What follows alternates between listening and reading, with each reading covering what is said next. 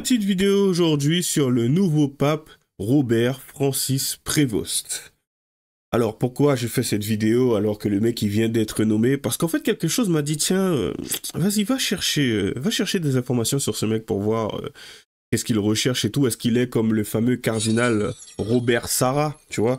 Ce fameux cardinal que la gauche ne semblait pas vouloir comme pape. À un moment donné, tu sais, au début peut-être que oui parce qu'il était noir, mais lorsqu'ils ont vu que bon, il avait une vision quand même assez conservateur, ils se sont dit, il est noir, mais il l'est pas vraiment. Et tu vois, je me suis dit que ça serait quand même pas mal d'aller chercher des informations sur le nouveau pape, tu sais, celui qui vient d'être élu, Léon XIV. Et je vous avouerai que j'ai trouvé des choses plutôt croustillantes. Et donc, du coup, je préfère vous prévenir, si vous voulez pas avoir des informations concernant le pape et en lien avec des histoires d'abus sexuels, je ne dis pas que c'est lui qui a fait ce genre de choses, je précise. Voilà. Mais ça serait pas étonnant que plus tard, ce genre d'infos-là surgisse. Si moi, je suis tombé dessus, je pense que d'autres personnes vont le dégoter, vont le trouver. Donc, du coup, on va en parler, on va voir ça tout de suite.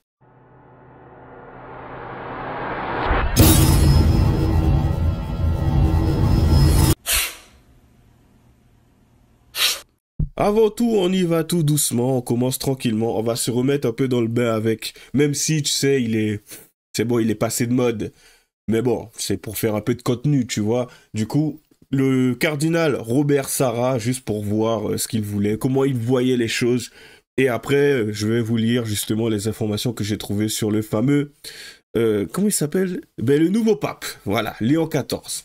Allez, c'est parti. Le cardinal Robert Sarah fait partie des favoris à la succession du pape François. Originaire de Guinée, il se distingue avec sa vision traditionnaliste. À seulement 34 ans, il est nommé archevêque de Conakry en 1979 par Jean-Paul II, puis cardinal en 2010 par Benoît XVI. Fervent défenseur des rites anciens, il devient rapidement le favori du courant conservateur au Vatican et s'oppose ouvertement aux réformes progressistes, notamment celles introduites sous le pontificat de François. Le cardinal Sarah appuie sur un bouton qui est très important, c'est la tradition. Et donc nous sommes, et c'est le drame, c'est une réelle question pour moi, c'est comment se fait-il que la courroie de transmission soit cassée? On ne transmet plus les valeurs, notre tradition. Une vision conservatrice de l'Église, notamment sur l'homosexualité et l'immigration, dont il ne s'est jamais caché. Le cardinal Robert Sarah prône une vision de la famille traditionnelle et s'oppose à l'avortement et à l'euthanasie. Mais cette position conservatrice pourrait aussi le desservir. L'Église, engagée dans le dialogue et les réformes sous François, pourrait privilégier un profil plus ouvert. Tous les cas. Mais malheureusement, c'est, je pense, ce qui s'est passé. Ah voilà, c'était lui. Du moins, ça devait être lui. Bon allez, je vais pas mettre la suite et tout, je pense pas que ça soit nécessaire. Je vais juste lire. Si l'Europe continue dans ce sens, elle n'aura pas d'avenir envahi par une population étrangère. L'Occident s'autodétruit. Mon idée est que chacun garde ses racines, son origine, son héritage. Voilà. Déjà, ça, c'était son idée de base. Aujourd'hui, on a un pape. Bon, je connais pas encore sa vision des choses. Mais bon, on va revoir la petite partie où on l'a présenté. Habemus papam.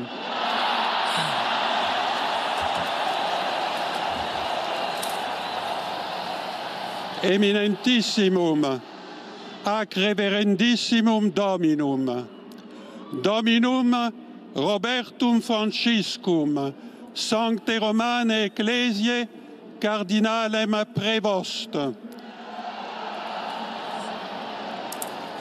qui sibi nomen imposuit Leonem decimum quartum. Bon, en gros, Robert Francis Prévost. Bon, je pense qu'il n'y a pas de réelle grosse traduction à faire. Du coup, il est le premier pape venant des États-Unis. Il parle italien, espagnol et anglais. Idéologiquement, il se rapproche du pape François sur certains thèmes, excusez-moi, notamment sur le soutien aux plus démunis et aux migrants.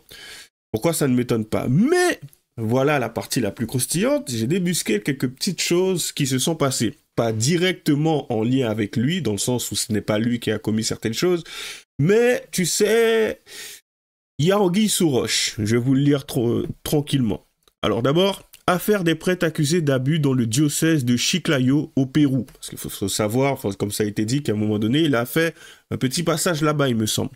Alors qu'il était évêque de Chiclayo entre 2014 et 2023, 3 sœurs ont accusé 2 prêtres, Eleuterio Vasquez González et Ricardo Yesquen, d'abus sexuels sur mineurs survenus entre 2006 et 2010, donc 4 ans.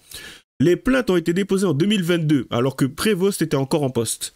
Les victimes affirment que Prévost n'a pas ouvert d'enquête canonique, sérieuse, et que les documents envoyés à Rome étaient insuffisants, ce qui aurait entravé les procédures. La presse péruvienne et des associations de victimes ont accusé Prévost de dissimulation. Cependant, le diocèse de Chiclayo a défendu Prévost, affirmant qu'il avait pris des mesures disciplinaires, suspendu les prêtres concernés et transmis le dossier au Vatican. Déjà, quand tu as ce genre d'affaires, c'est qu'en fait, je me dis, mais comment on peut élire quelqu'un et à un moment donné, ne pas prendre en compte certaines affaires qui peuvent ternir l'image de la personne en question. Encore une fois, je le précise, mon but, c'est pas de tirer sur lui, je suis même pas croyant, c'est déjà de base.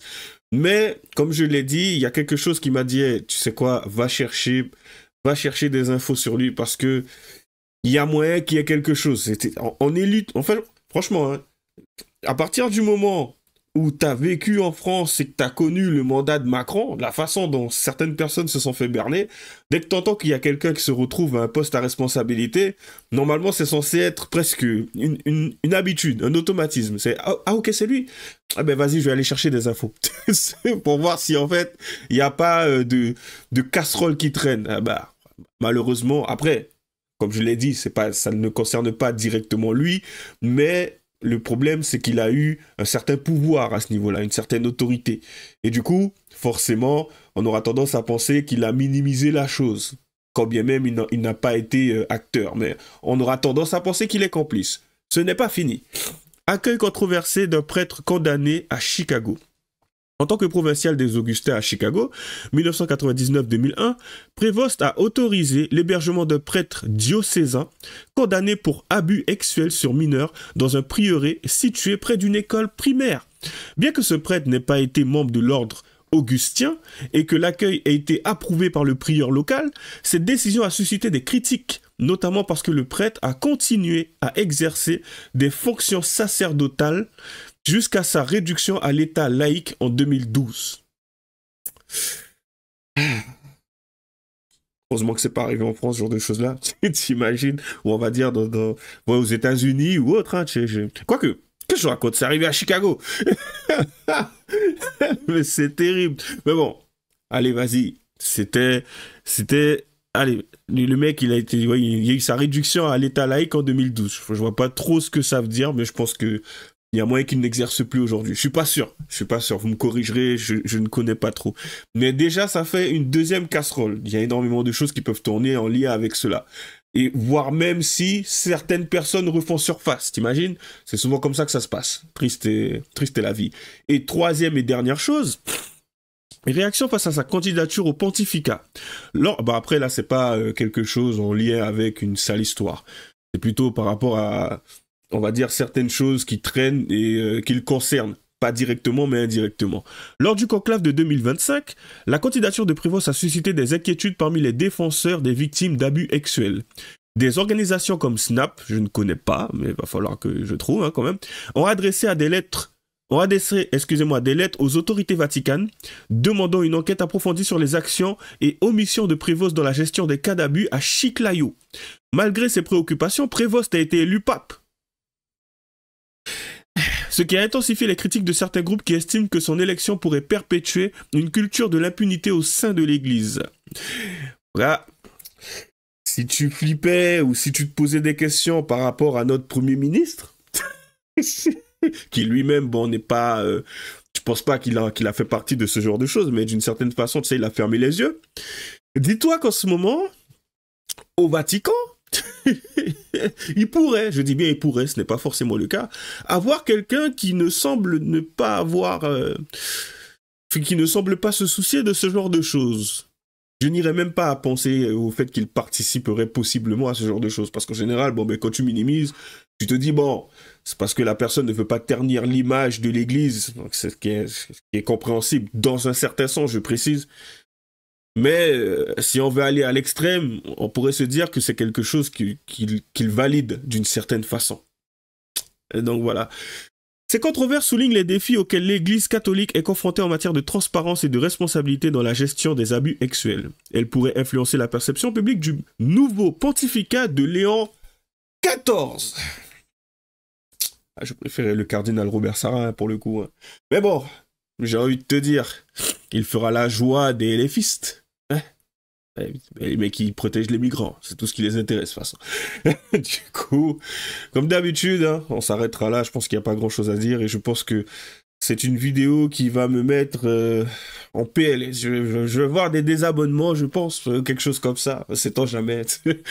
Comme d'habitude, lâchez les j'aime pas, les commentaires, les liens seront dans la description. Je ferai bientôt un live avec Génération Sankara samedi entre 14h et 15h. Abonnez-vous à sa chaîne et abonnez-vous à la mienne. J'ai un petit... je sais même pas si je devrais en parler parce que vu le thème de la vidéo, pas sûr que j'ai quoi que ce soit.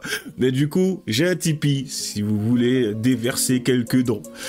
Ça me ferait plaisir, amplement. Du coup, bonne chance à nous. À la prochaine.